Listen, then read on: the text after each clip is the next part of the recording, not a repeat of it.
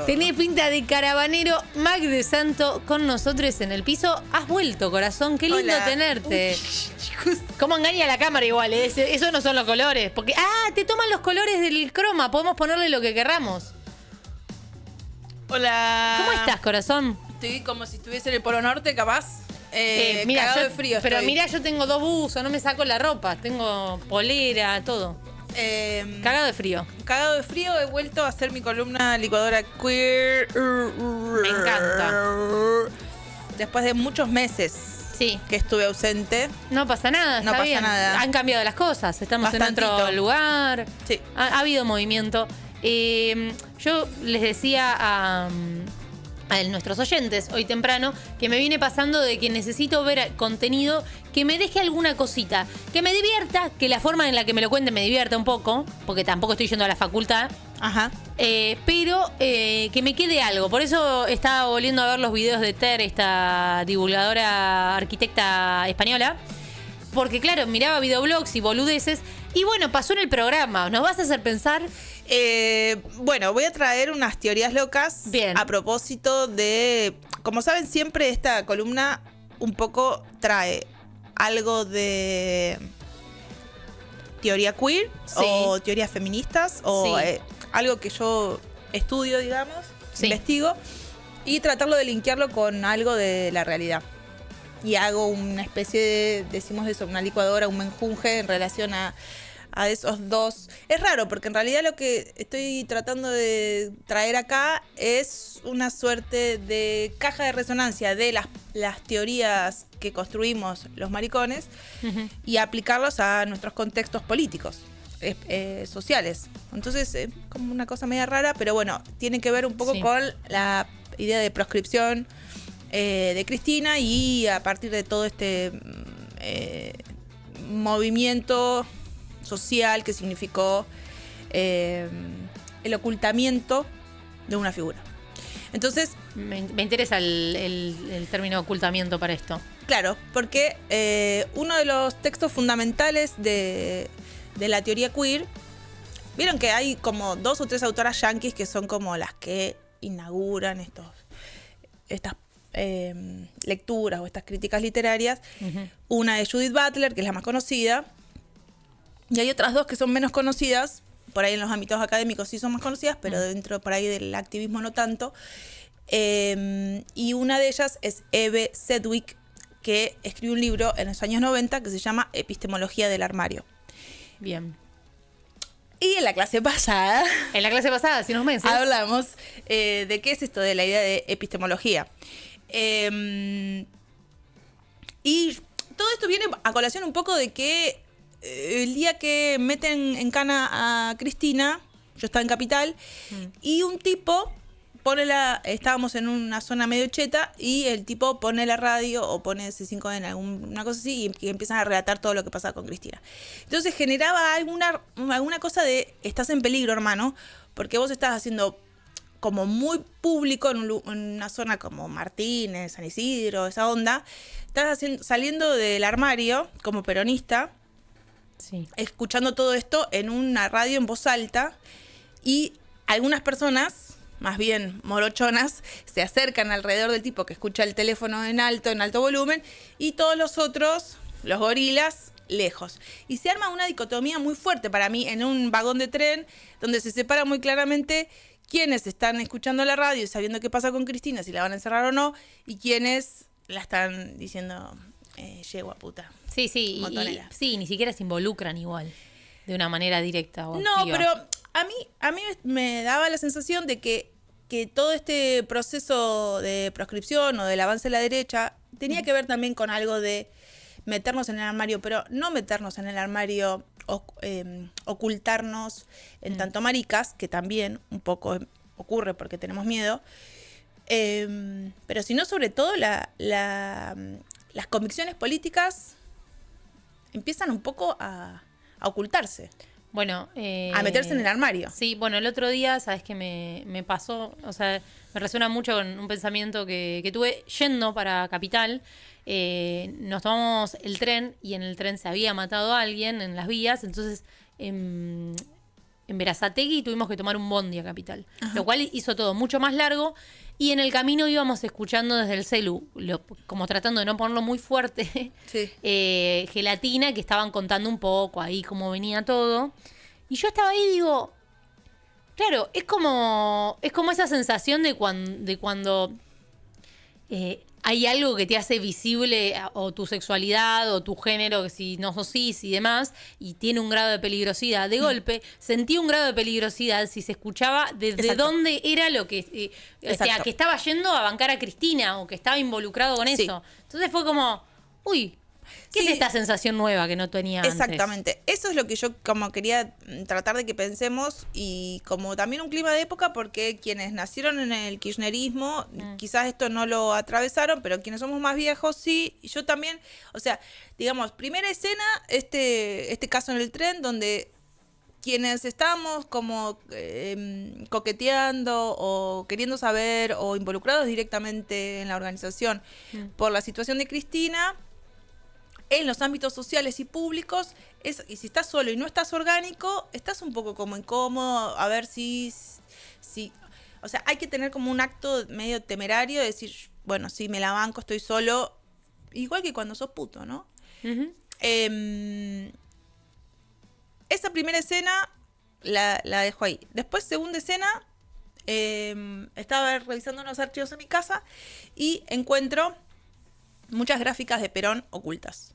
Y ahí me acuerdo, o sea, digo, Reconstruís. dibujos, ilustraciones, cartas que mi abuela le mandaba a Perón, pidiéndole pensiones. Y bueno, esta idea de la proscripción, que si bien está muy tironeada, si es proscripción, si no es proscripción, lo de Cristina, o sea, lo que sí sabemos es que no va a ser funcionaria, en principio, pero esta cosa de meter la estatua de Eva abajo del parqué o enterrar los libros en el jardín de casa, digamos, que son todas esas formas de oscurecer o mantener opaco eso porque te cuesta la vida, digamos, o la clandestinidad, Sí, digamos, sí. todas estas figuraciones que conocemos y que se intersectan muy claramente. Entonces yo pensaba, bueno, quizás algo de este libro de Eve Sedgwick, Epistemología del armario, nos pueda tirar alguna info o alguna data en relación a esto de meternos en la oscuridad para sobrevivir. Y también disputar esa lógica tan binaria de lo que es lo visible y lo invisible. Claro, sí, sí. Los otros espacios que podemos habitar o que podemos construir en esos periodos, capaz. No, y también los regímenes, hay muchas críticas queer en relación a la hipervisibilización como si fuese una garantía de derecho a la visibilidad, digamos. Claro. Las políticas de visibilidad habrá que ver cuán positivas o cuán transformativas han sido el hecho de ser vistos y que se nos reconozca como visibles o no. No sé. Sí, a veces la visibilidad es un riesgo, no necesariamente la visibilidad tiene que... La visibilidad es un riesgo. Claro. Y a veces es una protección. Total, sí, sí, sí. Porque a veces salir en los medios y ser público te dan más garantías que no, por ejemplo. Pero la discusión sobre la visibilidad tiene que ver con una discusión bastante más amplia en relación a lo LGBT, que es sí, el pride, el orgullo, la visibilidad, Claro. la transparencia, lo blanco, tienen que ver, son todas políticas muy luminosas de mostrarse y Sí. como si en esa mostración hubiese una transformación de base política y si en realidad en las formas más misteriosas, más ocultas, más punkis, más oscuras, allí no se puede producir ningún tipo de agenciamiento o resistencia. También la discusión puede ser si las políticas de transparencia o visibilidad son mucho más funcionales a un capitalismo donde eso, porque lo que es visible básicamente se puede capitalizar o se puede capturar y se puede volver una mercancía. Lo no visible es mucho más difícil. Entonces muchas de las críticas a las políticas de visibilidad tienen que ver con que son políticas que más bien tienden a asimilar a las personas LGBT a un sistema capitalista, lo que se llama asimilacionismo, quitándole casi todas sus prácticas más de resistencia. Claro, se empaqueta y se vuelve un producto, un poco de alguna manera. Reduciéndolo a mi cabeza, yo vendría a ser como un Miguel Granados acá se ve. No sé si digamos que no lo vamos a resolver ahora si son piolas o no son piolas. Creo que es más complejo en términos de hasta dónde la visibilidad, aparte de dar reconocimiento de derecho, porque estamos hablando primero, una visibilidad tuvo que ver con el reconocimiento de derecho. En un país donde tenías que estar sí o sí en el armario y después tenés la posibilidad de que el Estado reconozca esa identidad, eso es un paso a la visibilidad. Otra forma de visibilidad, se me ocurre eso, ponerte la banderita multicolor. O sea, vos necesitas marcarte para decir, che, yo no soy Paqui, yo no soy hetero. ¿Por qué? Porque todo el mundo va a asumir que vos sos hetero. Entonces vos tenés que hacer algún tipo de nota distintiva. Claro. Si no sos, o sea, si sos trans, la nota distintiva es tu propio cuerpo, básicamente. Claro, sí. Pero en general, las personas que tienen más paz y no se ven tan mariconas, bueno, tienen que la necesidad de marcarse y mostrarse visibles. ¿Y esta necesidad a qué responde? Bueno, porque justamente la heterosexualidad obligatoria te va a capturar, te va a comer y vas a pasar muy rápidamente, todo el mundo te va a asumir como heterosexual. Bien. Eve Sedgwick es una teórica de la literatura, o sea que hace análisis más bien literarios y estudia, en este libro en particular, estudia a escritores maricones del siglo XIX y postula la hipótesis de que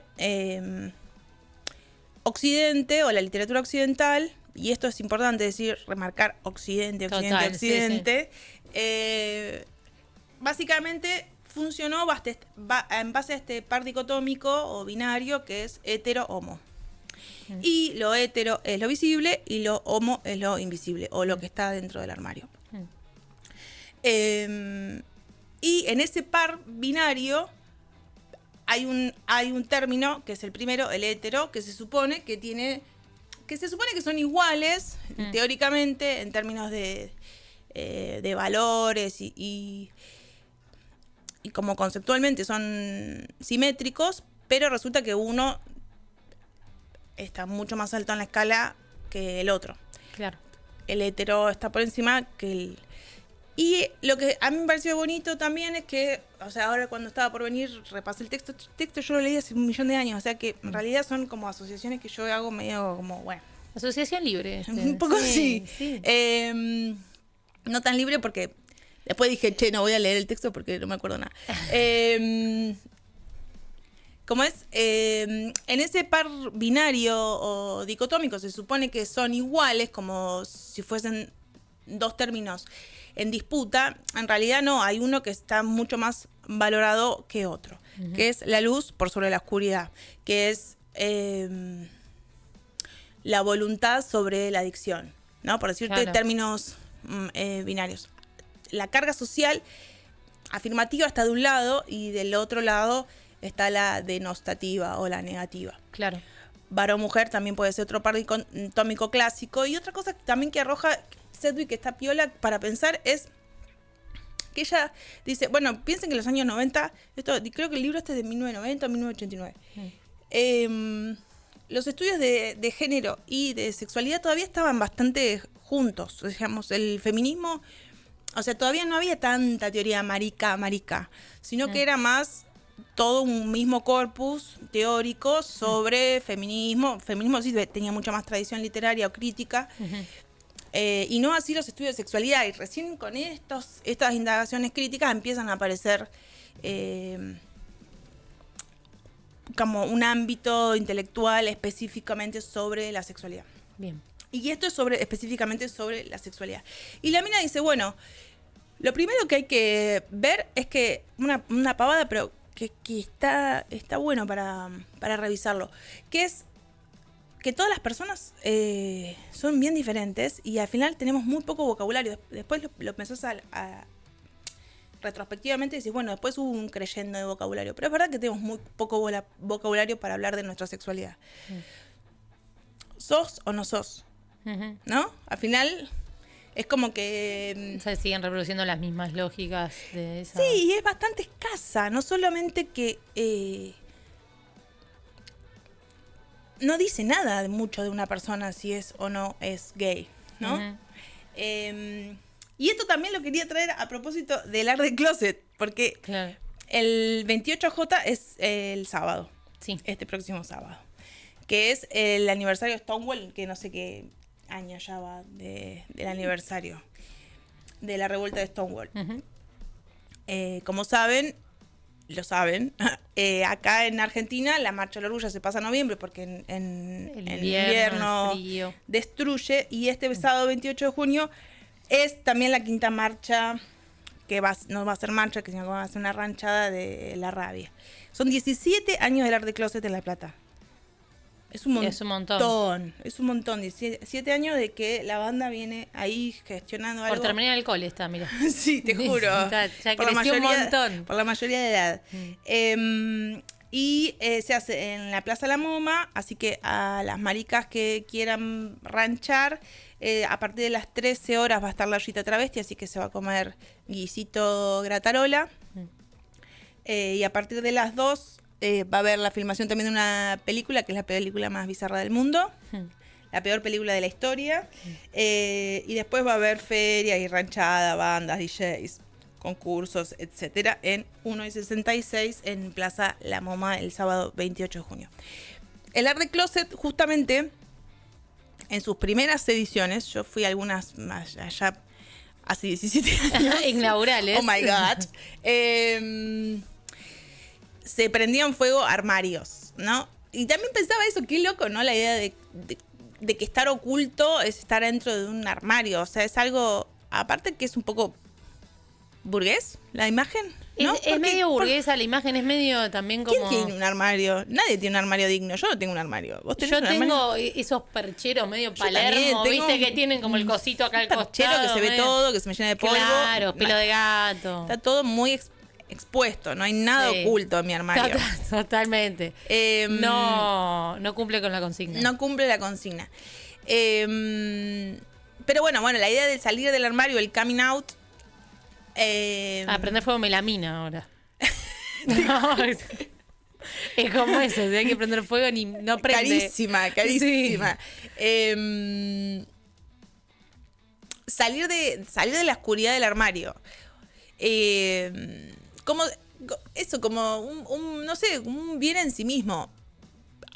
Después las críticas más críticas de coloniales o críticas más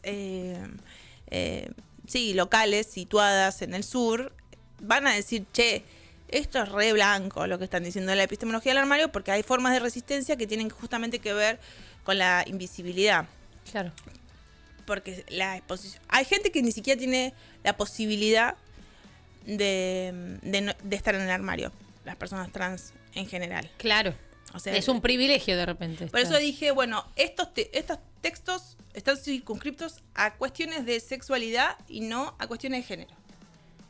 No son cuestiones más de transgénero o teorías feministas, que son más ancladas en el eje estructurante de la sociedad, de las dicotomías de género y la violencia que se genera por un género, sino por las prácticas eróticas, coreografías dice ella, Me encanta. coreografías sexuales Me que encanta. son bien reducidas. Sí. Después, bájame la música, maestro, la cortina me está quemando. ¿Te está quemando la gorra? Bajamos un poquito más. Yo filósofo, soy una persona que toma mate en silencio. Es que ya tiene las voces de su cabeza, vos tenés que pensar eso. Tiene los pensamientos simultáneos. Tengo todos los teóricos queer en mi mente. Ahí está, perfecto, mira. Ahí está, Ahí muchas está. gracias, muy amable. Dale que podés. Dale que podés. Vamos que sale. La coreografía es de Las sexual. coreografías sexuales. También son bien reducidas, ¿no? Porque ella dice, bueno, en general Y esto también me interesaba para pensar en la cuestión de Cristina. Dice la mina en relación a la sexualidad. Bueno, tenemos bastante pocas formas de aludir a nuestra sexualidad. Si sos o no sos trolo, dice algo, pero después no dice nada de tu deseo, de qué más, la frecuencia, el tipo de práctica que te gusta. Estas categorías vienen muy después, que las conocemos hoy, son medio millennials, ¿no? Es decir, soy demisexual, o soy pansexual, o poliamor, Sí, que empiezan a dar cuenta un poco más sobre la práctica sexual en sí misma. Ujú. Pero en general no teníamos muchas más palabras. No, es que no teníamos forma de nombrar ciertas, o sea, no se nombraban ciertas prácticas y al mismo tiempo siento que en un punto el nombrarlas habilita a otras personas incluso a experimentarlas. Sí, las que sí se catalogan y se fichan y se fijan, las del siglo XIX son la masturbación, el invertido sexual, que son las categorías clínicas, ¿no? Claro, sí, patológicas. Patológicas que se inventan, que después nosotros nos las reapropiamos y ya esa historia ya la sabemos, pero digamos, categorías que nos permitan dar cuenta sobre nuestras formas de vincularnos eróticamente, sexualmente, bueno, tenemos bastante poco. Ujú. Y son nuevas. Y están creadas por el activismo y están muy denostadas también, porque es como, qué paja. Ay, viene con que es no binaria y tengo que usar la E, o viene con que es poliamor y que no sé qué paja. Todos, pareciera todo medio como, qué paja, ¿no? Sí, sí. Y en un contexto de guerra mundial, en un contexto de que Irán te va a tirar un misil en cualquier momento, ahora parece que el ministro de Defensa de Israel y tiene un tuit, vamos... Viva la libertad, carajo. Viva la libertad, Sí, carajo. Y lo arrobó al Y lo arrobó señor. al presidente. Sí. Bueno, obviamente que estas cosas parecen unas pajereadas lo que estoy diciendo, pero yo trataba de conectarlo justamente con esta idea de porque decía, bueno, las críticas decoloniales a la epistemología del armario de Sedgwick, que es bien blanca, bien yankee, que piensa en la transparencia o la visibilidad como la herramienta de salir de una estructura homofóbica de pensamiento. Ella claramente dice, bueno, yo hago este libro para pensar cómo podemos construir teorías antihomofóbicas. Bueno, las críticas le van a decir, bueno, hay gente que nunca puede estar en el armario, hay gente que ni siquiera tiene armario, y hay gente que lo misterioso o lo oscuro puede ser su forma de agenciamiento de resistencia. Uh-huh. Y esto lo pensaba en relación a la idea de proscripción, o a la idea de tener que ocultar. Efectivamente se enterraban los libros, efectivamente se guardaban todas las figuritas porque esto estaba prohibido. Y significaron casi, no sé, 20 años o 30 años en donde la palabra era mala palabra, peronismo. Uh-huh. Y hoy por hoy, esta identidad fija, partidaria, también cercena bastante, como lo que hablamos alguna vez de las políticas de identidad, cercena bastante la construcción de un campo más amplio de resistencia, ¿no? Uh-huh. Y ahí yo encuentro una tensión. Lo estoy pensando ahora en voz alta. Dale, pensémoslo. Pensémoslo. Yo encuentro ahí una tensión. Para construir algunas formas de alianza o de ampliación o de trinchera contra el fascismo, contra la derecha.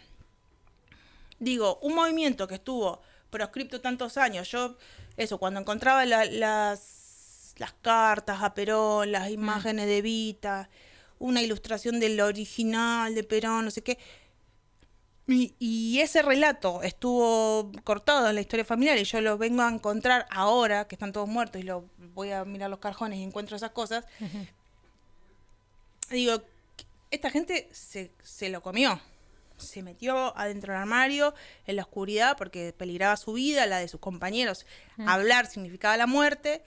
Entonces la forma de resistencia fue mantenerse en la clandestinidad. Pero no lo tiraron, no lo quemaron. O sea, muchas cosas se guardaron. Claro. Sí, se mantuvieron ahí reservadas en el armario, para en algún momento, en 2, 3 generaciones, sacarlo a la luz y nosotros podamos hacer algo con esa marca. Ujú.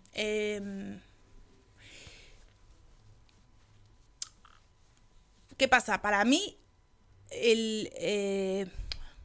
la marca del peronismo, insistir en la marca, lo entiendo, porque tiene que ver, digamos, como nos pasa con las políticas de identidad, ¿no? Como si vos decís, bueno,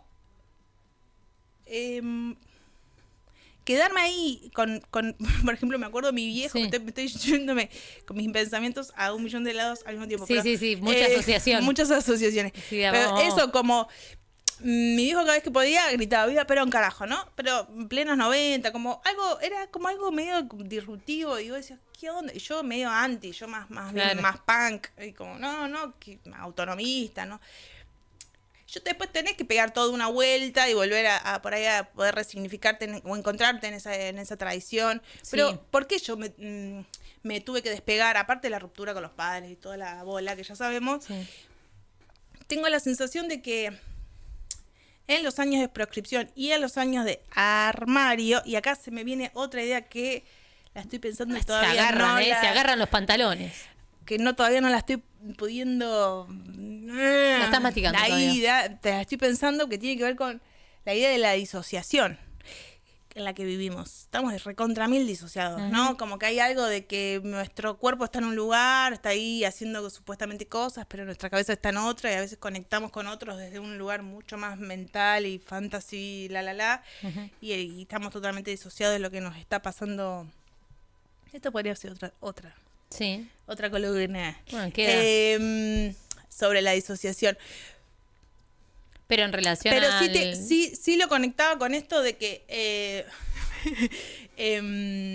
la proscripción y... Como después de los años de proscripción... después de los años de conversación, como si fuese un momento que se recorta, que vos te metes en el armario, que nadie dice nada, que no se sabe nada, que eso no circula, vienen nuevas generaciones, de algún modo lo retoman, pero ya no en la clave de la identidad política de Eva y de Perón.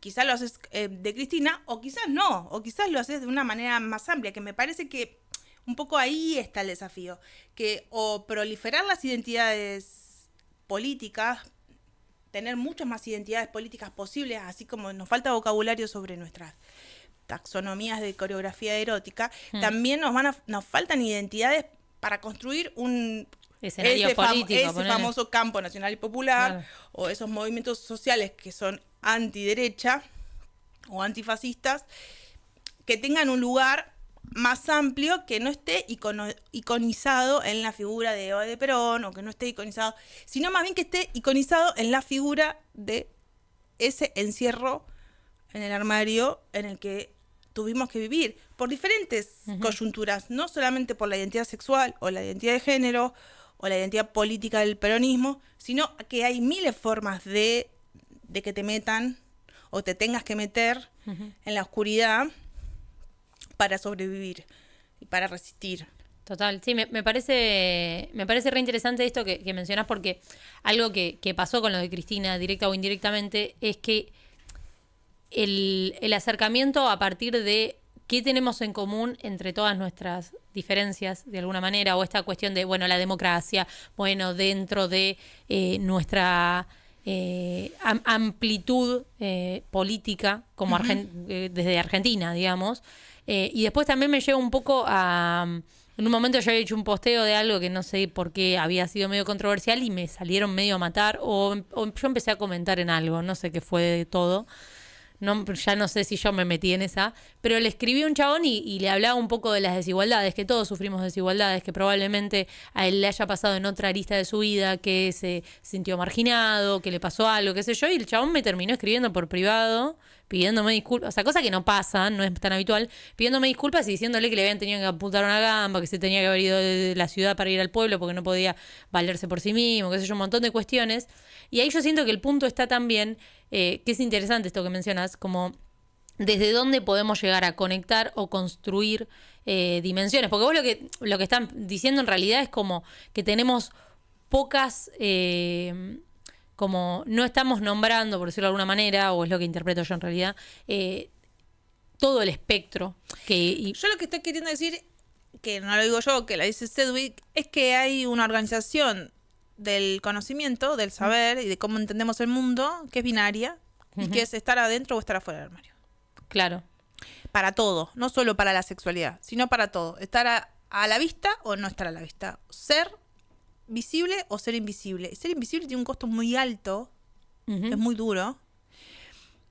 Y sí, bueno, ser visible parece que es el orden aspiracional del momento, ¿no? Un poco en las redes, Sí, sí. en todos lados. Es como lo que deberíamos ser. Súper archi hiper visibles. Cuantas más vistas tengamos, Sí, sí, sí. mejor nos va en la vida. Cuanto más reconocimientos, etcétera. Y ese paradigma, que es un paradigma oculocentrista, porque es sobre lo que se ve, los ojos, es como si fuese eso es el órgano privilegiado, el ojo, quien va de marcar la diferencia de un sujeto que importa y un sujeto que no importa, el que es visible o el que no es visible, y es donde nos estamos subjetivando en este momento, es bastante pobre.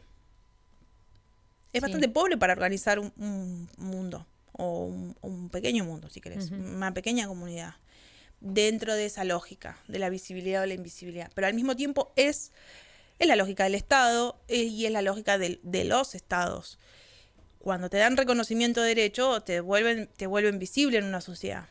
Y es importante poder casarte y poder hacer heredar a tu pareja, etcétera. Pero lo que tiene como contraparte es que te saca del armario, te ponen en las estructuras de elegibilidad del Estado, y eso, bueno, te quita todas las otras formas de resistencia, eso, para mí más misteriosa. Y en esa tensión parece que nos estamos manejando entre estar en las sombras, en las tinieblas, y estar en la hipervisibilidad. Y en la hipervisibilidad uno tiene que ser alegre, ser correcto, no puede decir cosas incorrectas. Claro. Tiene que ser ejemplar. Y yo entiendo por qué hay que ser de esa manera, ¿no? Y vos fijate cómo Cristina, fuera del armario, fuera de la casa, la prisión es domiciliaria, fuera de la casa, en el balcón, el problema es la visibilidad. Lo que le está diciendo la prisión es que vos no te tenés que mostrar. Cuando pasás y te haces visible, ya estás irrumpiendo ese lugar al que se te condena, que es el ocultamiento. El ocultamiento. Que no estés en la esfera pública, que no se te vea. Clarísimo. Sí, ahora parece que el armario es el San José 1111. El gran armario. Sí. El gran armario. Es un reality, Gran Armario, con Cristina. Te digo, bueno. te digo que está. No me festejes los chistes malos porque esto arranca. A mí me gustan tus chistes malos. Ok. Bueno. Me encanta como la idea.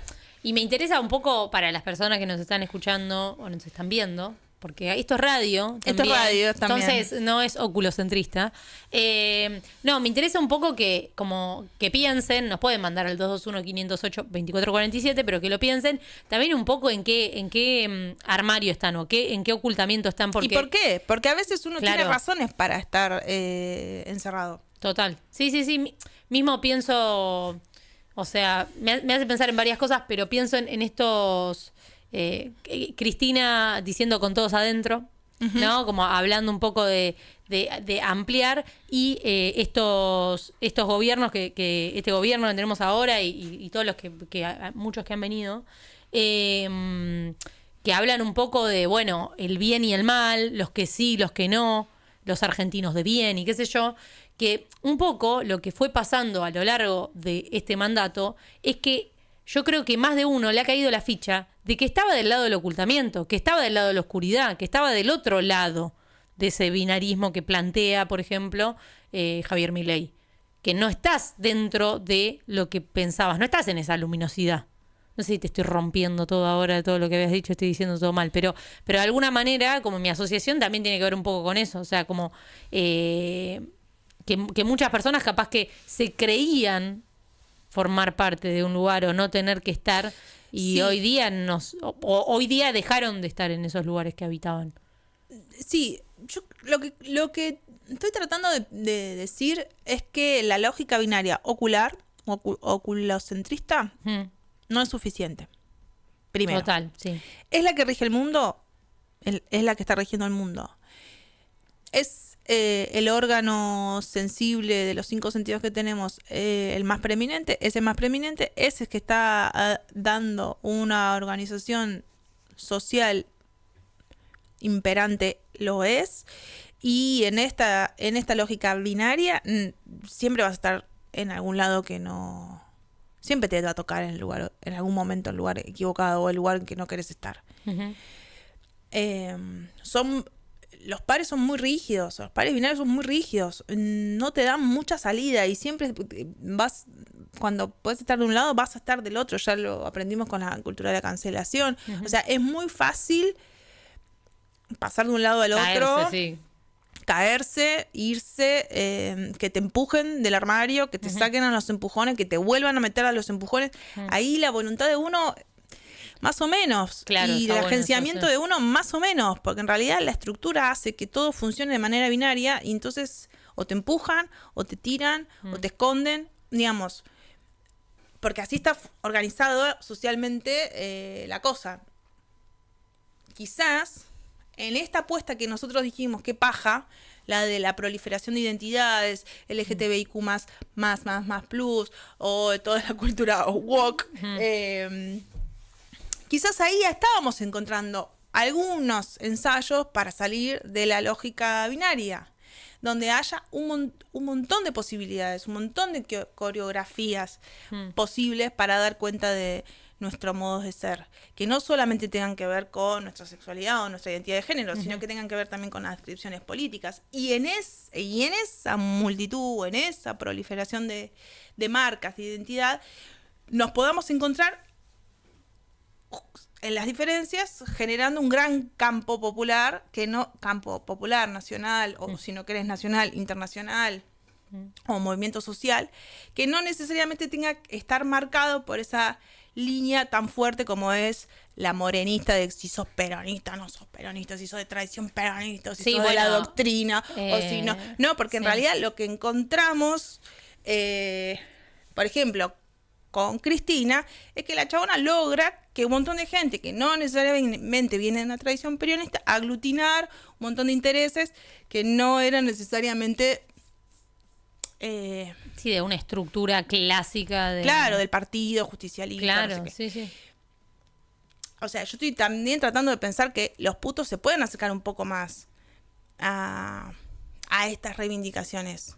Porque cuesta también. A pesar que le debemos muchos, también hay una resistencia que yo la leo en estos términos, que tiene que ver una resistencia con que yo no necesariamente quería ser tan visible. Yo no quería un DNI que me saque, que me muestre. Después te das cuenta que no necesitas el DNI para vivir. Claro, sí. Pero hubo más, en las discusiones del 2010, 2012, estaban muchas estas conversaciones sobre yo no quiero salir a la luz. Yo no quiero que todo el mundo lo sepa, me vea, me marque. No quiero explicarle al Estado con quién me quiero coger. No quiero explicarle al Estado. Pues porque han sido reivindicaciones de resistencia a estructuras estatales que te obligan a inscribirte en un lugar fijo. Uh-huh. Y hay muchas personas que los lugares fijos nos resultan muy incómodos. Uh-huh.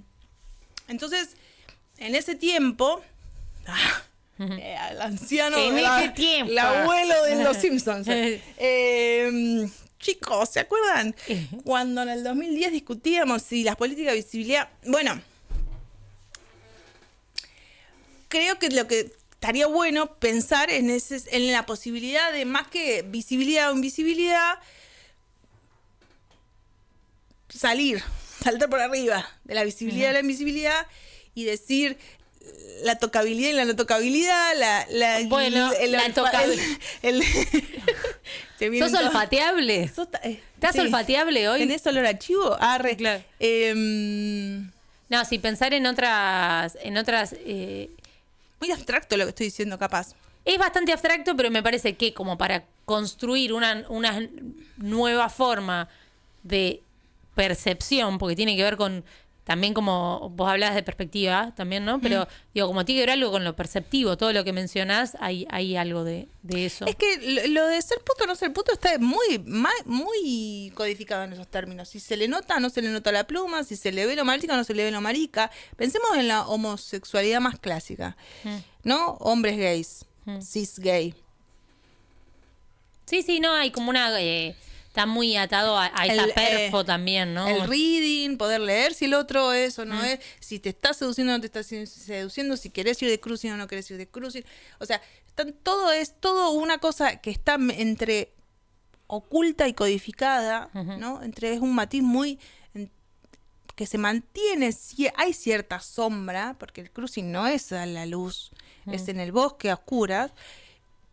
Tienen que haber esas condiciones, pero porque las necesitas, porque si no, no lo puedes hacer. Porque te estás a la mora pública, porque, no sé.